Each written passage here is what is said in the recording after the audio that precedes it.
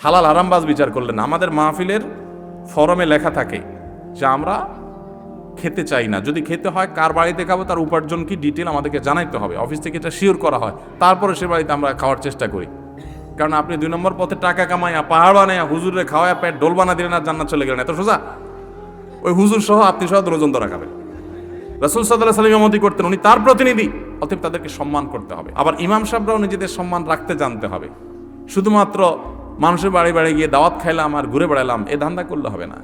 আমাকে আল্লাহ তাআলা বহু বছর ইমামতি করার তৌফিক দিয়েছেন, এখন আমি জুমার নামাজ পড়াই, কিন্তু হুজুর হিসাবে বাড়িতে বাড়িতে যা খাওয়া এটা আজকে না, এটা আরো 20 বছর 22 বছর আগে থেকে আমি মেনটেন করি।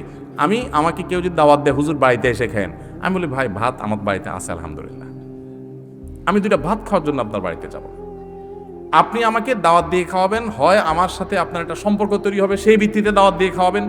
করোনা হিসাবে হুজুর আল্লাহর রাস্তায় একটু খাওয়াইলাম, এই করোনার খানা আমি খাইতে যাব, আমি যাই না আলহামদুলিল্লাহ। এই আত্মসম্মান বোধ হুজুরদের মধ্যেও থাকতে হবে।